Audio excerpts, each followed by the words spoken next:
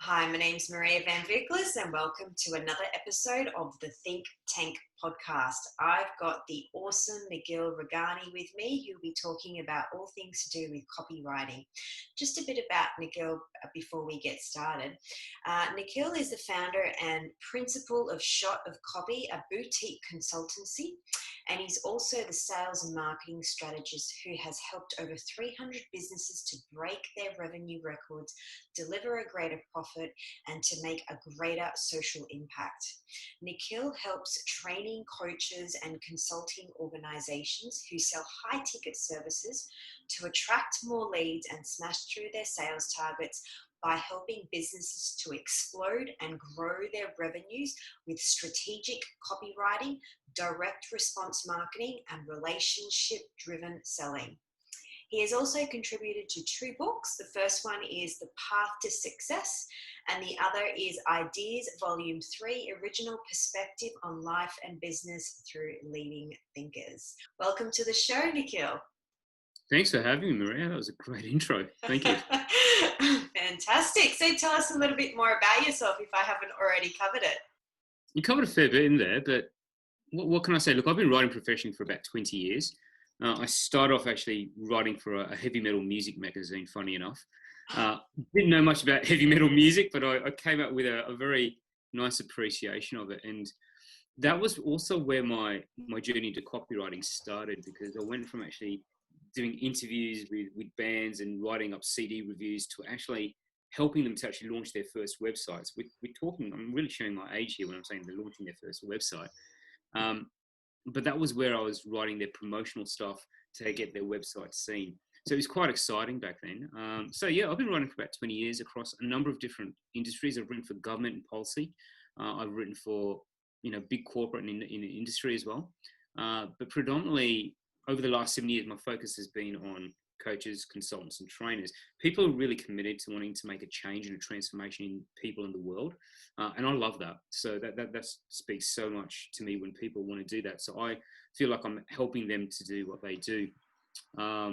What else can I tell you about myself? I live in Sydney, which is absolutely gorgeous. And I'm a father to an 11-year-old daughter who's now she's taking care of me as opposed to me taking care of her. And also a bunny who's quite psychotic as well. That's a bit about me. I'm also trained in NLP. I'm actually qualified as an NLP trainer, and I'm qualified as a hypnosis trainer. And while I initially thought I'd go into therapy, it worked out to be better for me that I could actually use those tools to actually strengthen my copywriting and make it more powerful, more persuasive, and more influential. So I hope that covers everything. Yeah.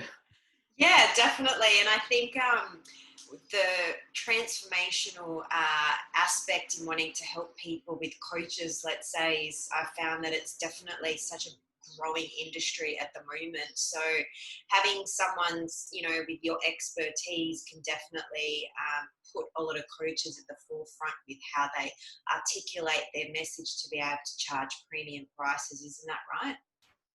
That's right. Yeah.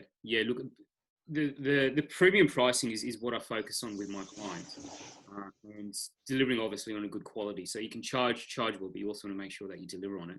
But it all does come down to the messaging, and that's one thing that I really focus a lot of time on with my clients.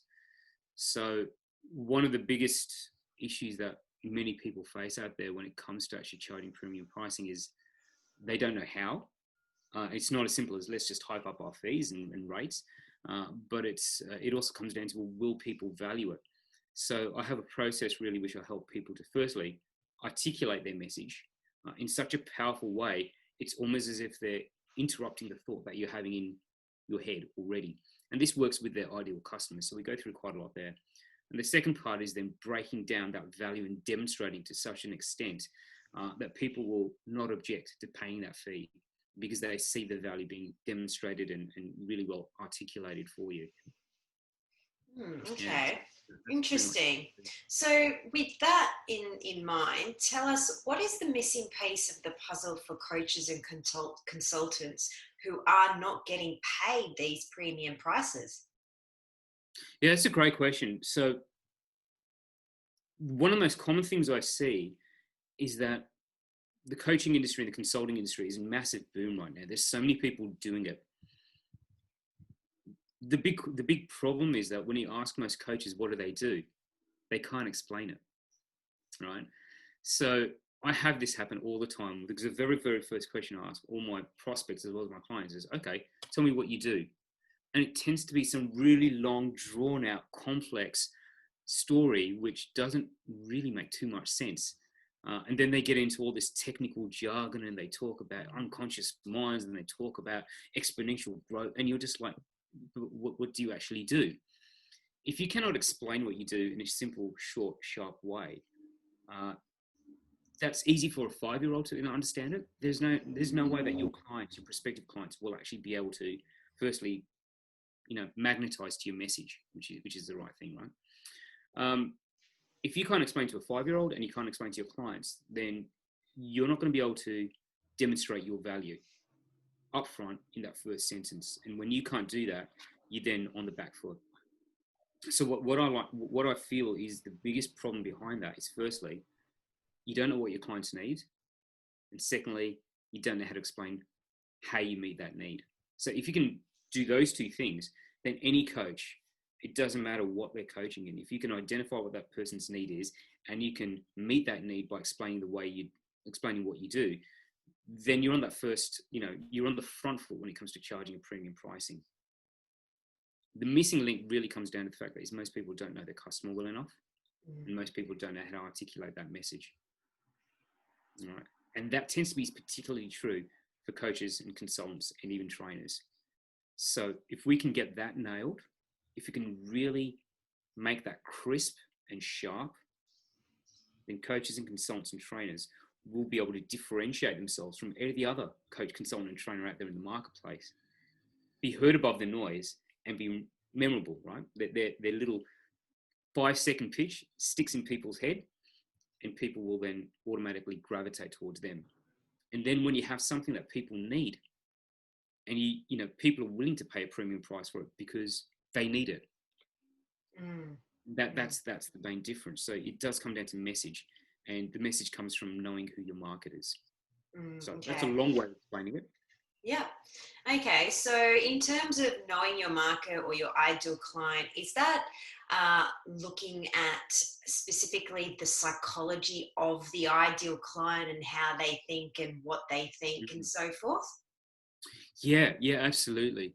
I am very, very big on psychology of the client, and in marketing, the term is psychographic.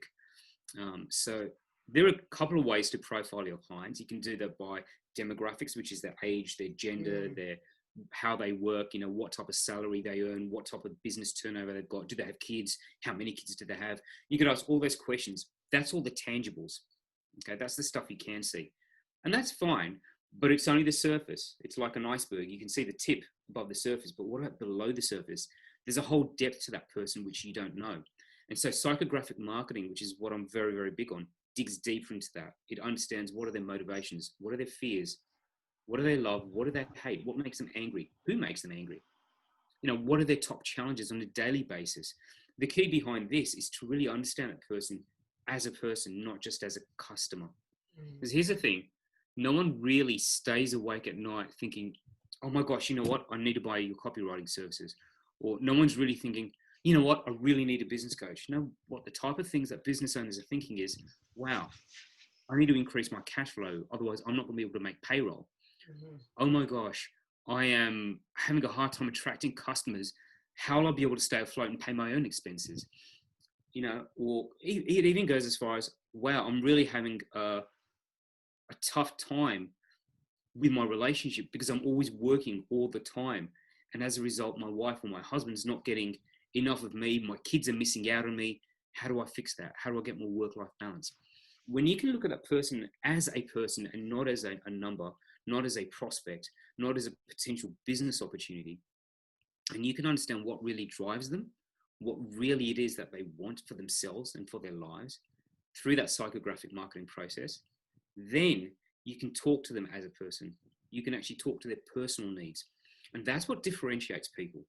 Okay, so and that's the power psychographic marketing is that once you can enter the conversation that your prospective client is already having in their heads, then the battle is already 50% won. Right? And that makes it a lot easier to articulate your message when you are talking to these people, because you're actually talking in how they're actually thinking. Is that right? That's right.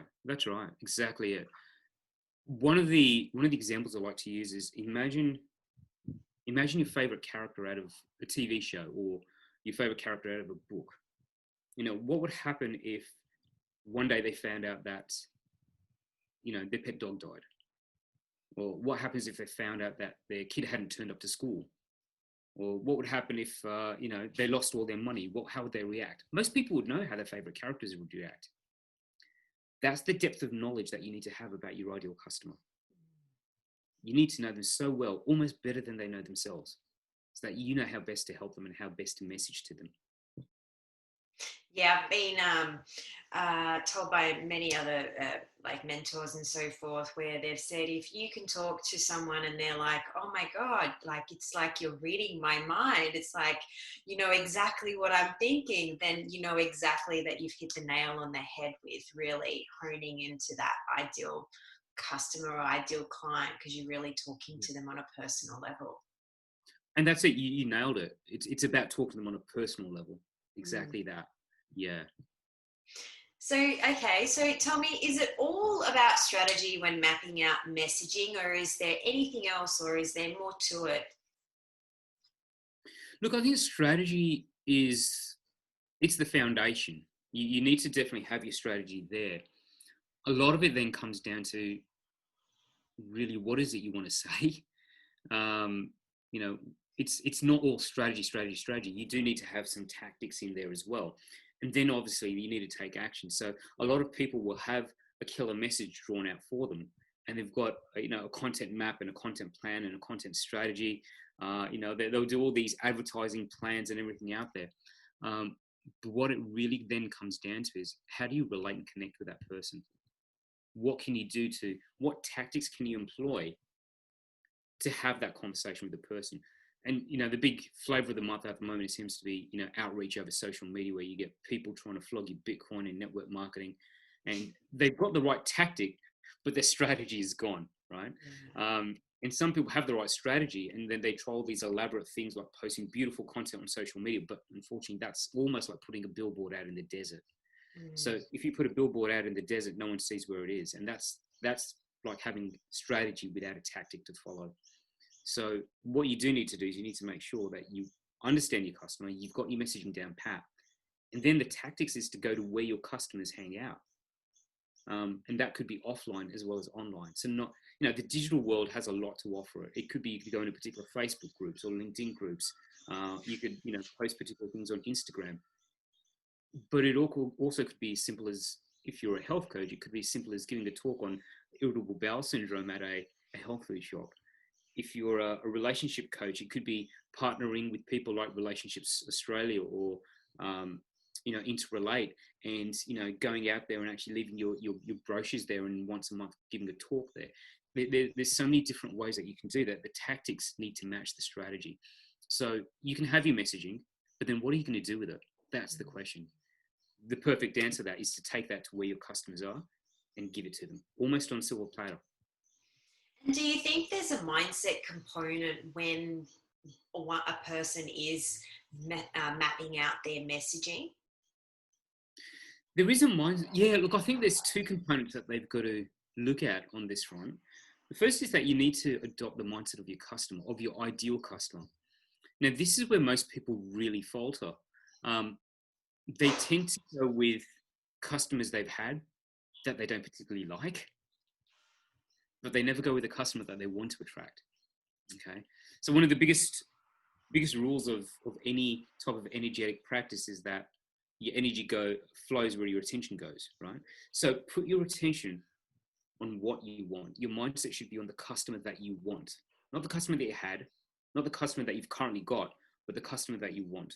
So when you employ that mindset, you can now be much more clearer about the customer that you want to attract, because I guarantee you, it doesn't matter what marketing you put out there. you will get the customer to match exactly that marketing. So if you're getting more customers that you don't like, guess what? You need to shift your message to suit the customer that you want. Okay. If you put out a message which says, you know, are you tired, overwhelmed, and having a hard time with your work, and you're going to make a change to your lifestyle? You're going to get depressed people come to you that hate their jobs. And if that's who you want to work with, fantastic. But if you put out a message out there which says, do you want more empowerment in your life? Do you want to be finally feeling like you're in control of your own destiny? Are you ready to take that next shift in your life and embrace the life that you deserve? Then you're going to get people who are motivated and driven to want to make a change, that look at it and say, yes, that's me. So yeah, you do need to have the mindset of what you want to attract. So language is definitely a huge component in all of this, in terms of what direction it'll take your business then in that case. Yeah, language is the fundamental. I mean, intention definitely goes there, right? But language is the fundamental building block of everything that we do, you know, especially in copywriting, in terms of marketing, and in terms of sales. Language is there, but we also got to take into account that language really is only 7% of communication, right? Like the words itself is only 7% of communication. You still got your physiology, and in the written format, that's how do you actually place your words? Have you got bullet points, or is it big chunks of text? The physiology of the written form is the way it looks presented on paper, on the website, in your brochure, on your email. So you've got to make sure that you've got the right physiology of writing too. You've also got to look at the fact that there is the tonality behind it. So what tone are you taking? What's the approach?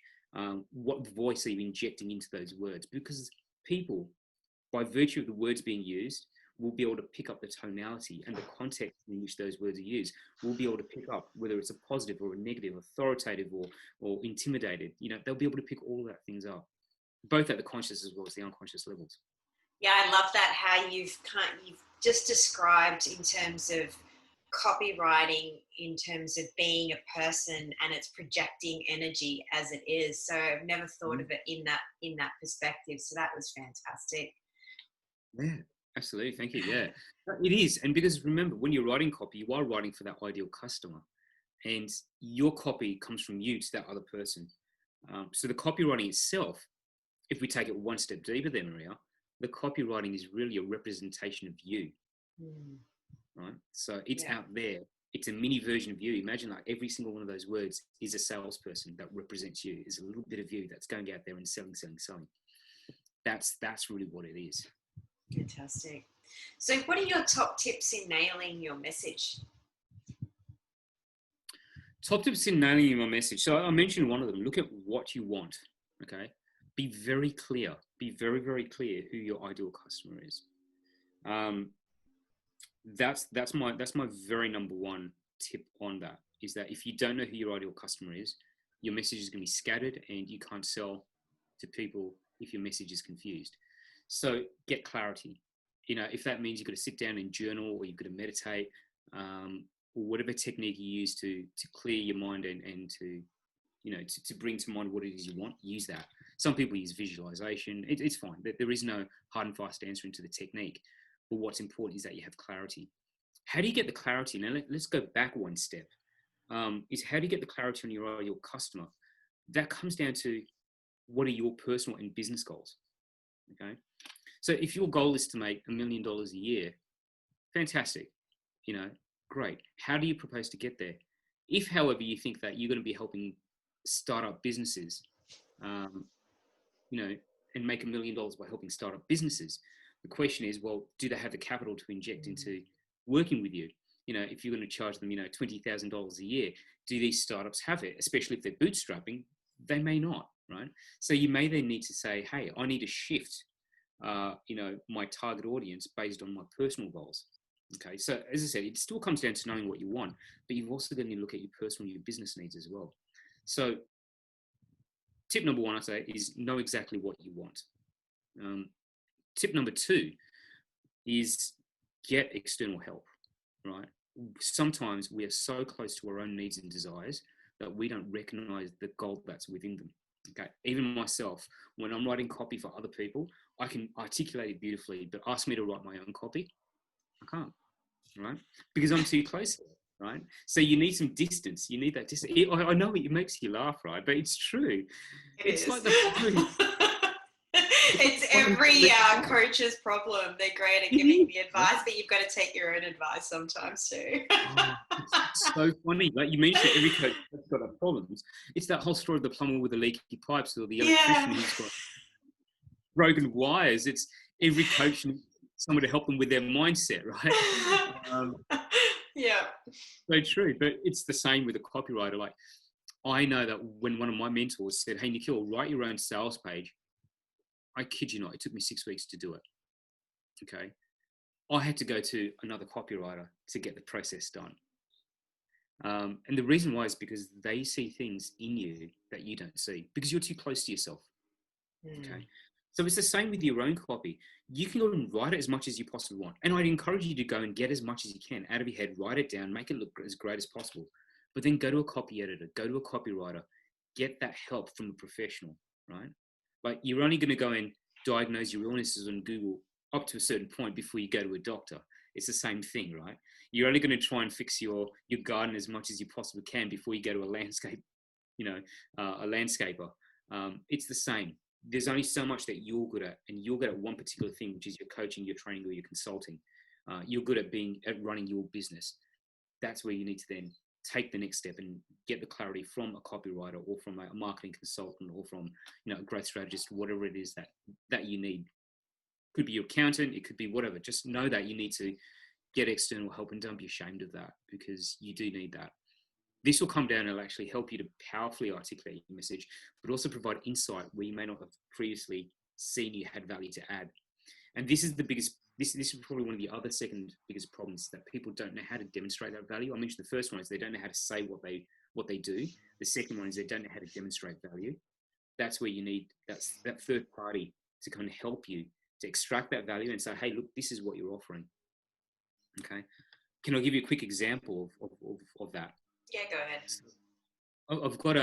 I've got a gentleman that's offering a training for $3,000 and he's been having trouble selling it. And I said, well, what is it that you're actually offering, in terms of your training? And he just basically said, this is the training I'm doing. It's just the training and they get Q&A sessions with me. Okay, good. All right. The value of the training is at $3,000, right? He goes, yeah. I said, okay. And what's the value of the Q&A?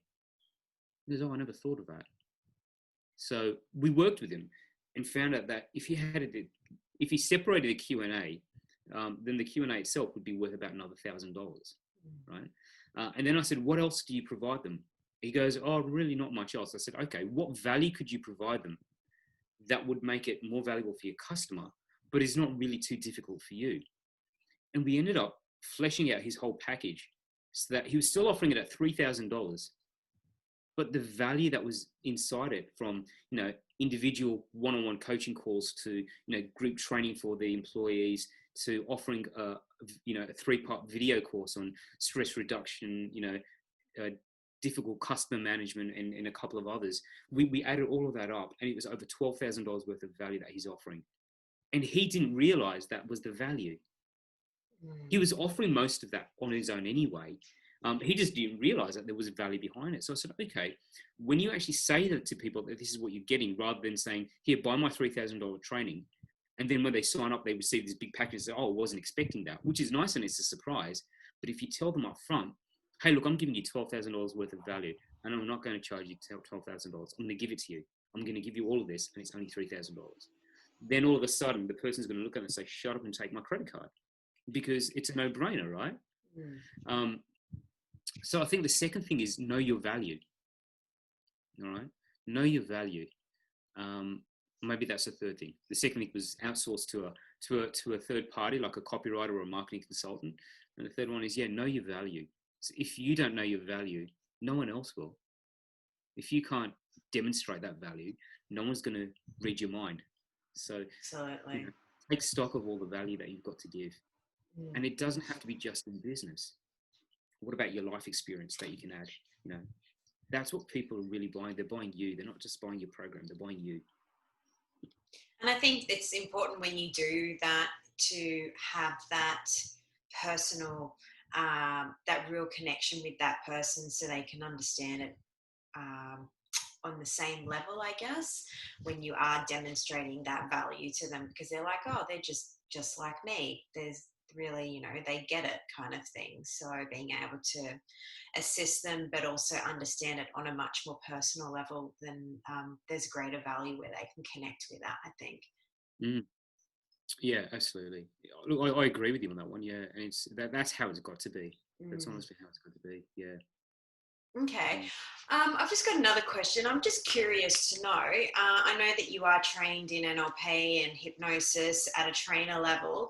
How has that shifted in terms of writing and writing copy and messaging by understanding those components of language, let's say before you did those trainings?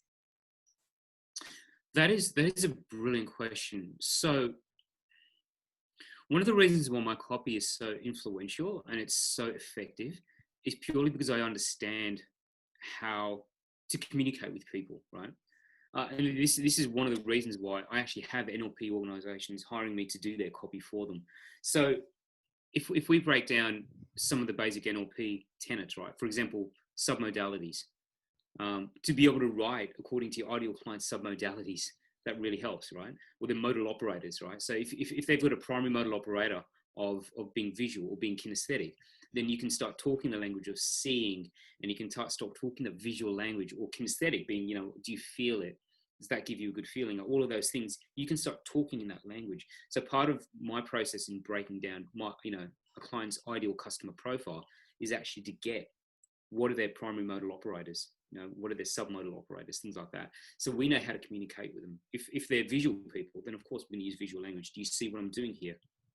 Does that look good to you? So using that type of thing, that really helps, especially when you're targeting your ideal customer. So when it comes down to messaging, using visual, auditory, kinesthetic language in your messaging really just amps it up more than what you think it would. Because at the end of the day, it's not about you, it's about your customer. Language patterns are another one that I use. Embedded commands are a personal favorite, especially when we're making an offer and we're putting in, calls to action. We're always, why don't you sign up now for this great opportunity today, right? You're already dropping an embedded command in there is really, really awesome. But there's one which, I can talk about. I can talk about things like cause and effect, for example, is one that I use quite a lot. Complex equivalence is one that I use a lot as well. But one of my favorite things is I love using metaphor. And metaphor really, there's a big trend at the moment that people are saying storytelling is everything. And to be honest, storytelling always has been everything, from the time that we were cavemen and, the shamans were dancing around the fire, telling stories of the ancient elders, to go into watching Star Wars at the cinema. Stories are an integral part of our human experience, and metaphors are really just stories that demonstrate a message. As a copywriter, one of the things that I've been able to do is master that, the art of the metaphor, and really connect with people on that emotional level, right? So using those NLP tools, using things like, like mind reads, using things like cause and effect, using complex equivalences, using embedded commands and metaphors together, and the modal operators together, and other presuppositions, and all that together, all those language patterns that come together, helps me to create influential copy, because I'm connecting with people at an emotional level, not just a logical level, right? And the stories are what people relate to. People love stories. As I said, from the time we were cavemen to even now, where we're going and watching movies on Netflix or in the cinema, we love stories. It's our way of connecting with each other, right? And the power behind that has helped me to connect with more people, but also to make my copy more influential. So when you have a story that people connect to, when you use then with that story, use embedded commands, you use certain presuppositions, and you use modal operators, add in any other language pattern that you want, we could work it. You've got powerful copy. And that's what makes it really effective. And that's what helps people to then take action. Now, some people say that's manipulation. Well, no, it's not. If someone really wants something and you're giving them what they want, it's not manipulation. If someone didn't want something, it's the intent, right? It is the intent. Now, I say this, and I'm also really, really big on integrity here, right? Because if someone doesn't want something and you use your powers for the forces of evil, then shame on you, right? You shouldn't be doing that, right? And, I hope karma comes and smacks you around the head, honestly, because you've got an ethical responsibility, and I have an ethical responsibility that I'm not going to sell someone that's something they have no need for or no desire for. So that's really, really big for me. If you're giving someone what they want and all you're doing is helping to get them over the line and make a decision that's genuinely in their interests, then using the NLP, using the hypnotic techniques is not a problem. However, using it to literally give people something they don't want, need, or desire, then, step back, because that's not the right thing to do. So it has helped. It's really, really helped in the writing. And when people read, the beautiful thing is when people read something, they tend to be hearing it in their own voices. So now when you've got your own voice telling you that this is what you want and you're agreeing with it, and you've got conditioned responses, like you've got a conditional yes coming out there, then, that just makes it more powerful. But as I said, the caveat is you've got to be ethical with this stuff. You can't just, you can't be selling people and throwing them a free set of steak knives when they don't even need it or want it. Or if they're a vegan, they don't need steak knives.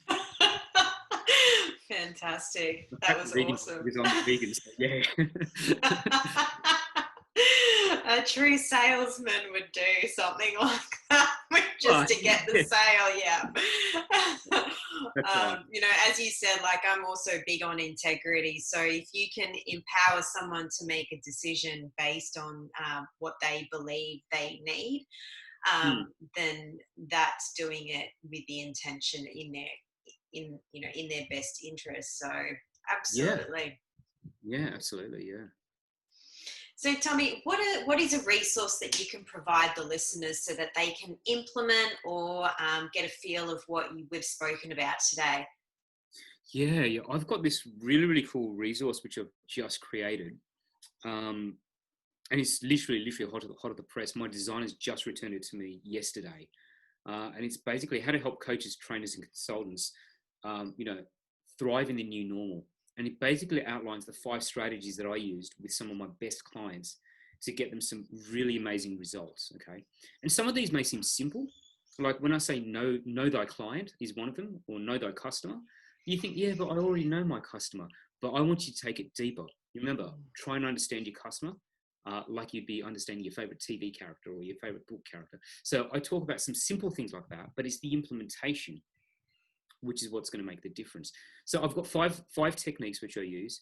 One of them is, think like a politician. You think, well, what are you talking about? But I'm going to leave it for you. That's me using an open loop right now. I'm going to leave it for you to read in the resource itself. So I'm being cheeky now. But yeah, there's things like, know thy customer is one of them.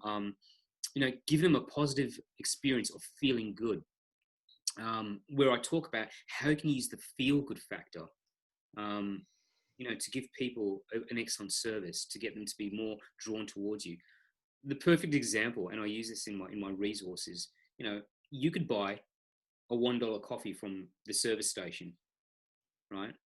Or you could buy a $5 coffee from your local barista. Hey, it's coffee, it's caffeine.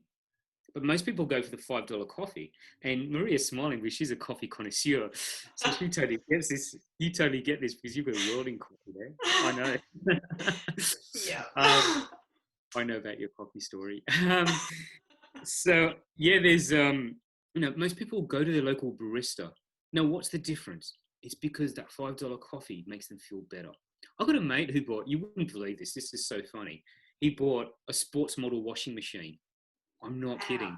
What is a sports model washing machine? And why does this guy want it when he doesn't even play sports, right? But it cost him an extra $300, an extra $300 for this washing machine. And he proudly tells people, I've got a sports model Samsung washing machine. And I'm like, why? Because it makes him feel good, right? So this resource that I'm about to share with you is about saying if you can help people feel good, if you can always give people that good feeling, then you will always be in demand, right? Because that's what people want. They always want to be feeling good. So I've got, a few techniques in there, a few strategies in there that you can implement. And people will say, that's too hard. Well, look, that's up to you if you want it to be hard. Make it as hard as you feel you need to get the most value out of it, right? And some people will say, that's too simple, that's too easy. Well, my response to that is, okay, great. If you want to do better, and you know better, but you're not doing better, the question is why not? Okay. And I guarantee it's because of implementation. So these strategies may seem simplistic, some of them may seem complex, but they're the 5 best ones that I've used. One of them has actually helped an NLP training organization to turn over 54K with 1 email in 24 hours, right? Wow. Another one helped a wealth training company deliver 92 leads literally overnight. I'm not kidding, 92 leads overnight, which converted into $430,000 worth of sales that month, right? So these are tried and true strategies and techniques that you can employ. That's going to be, 5 of these are going to be in the resource. I mentioned 3 of them. The other 2, you'll have to wait to read the resource. Okay. Fantastic. That's what I've got. Yeah. So it's a guide. It's a guide on thriving in the new normal for consultants, coaches, and trainers. Beautiful. But if you're in any other business, you can use these as well. It's just that my jam is really coaches, consultants, and trainers. But I'd love to help you if you're, if you're an entrepreneur that's wanting help. By all means, this resource will help you as well. And if someone was wanting to learn more about or get your assistance with anything, how could they possibly reach out and connect with you? Look, email's a good way. Nikhil at shotofcopy.com. So my name is spelled Nikhil at shotofcopy, SHOTOFCOPY, not coffee. I do love coffee. That's why I name my business Shot of Copy. There's a whole story behind that. Shotofcopy.com. That's a good way. You can certainly feel free to give me a call at any time. I'll leave my number, and you're welcome to add those to the show notes as well. Yeah. Or you can, get across me on social media. Just look me up, Nikhil Rughani, and I'm there. So that's fine too. Fantastic. Thank you so much, Nikhil. It's been jam-packed with value today, and I've really enjoyed having this chat with you today.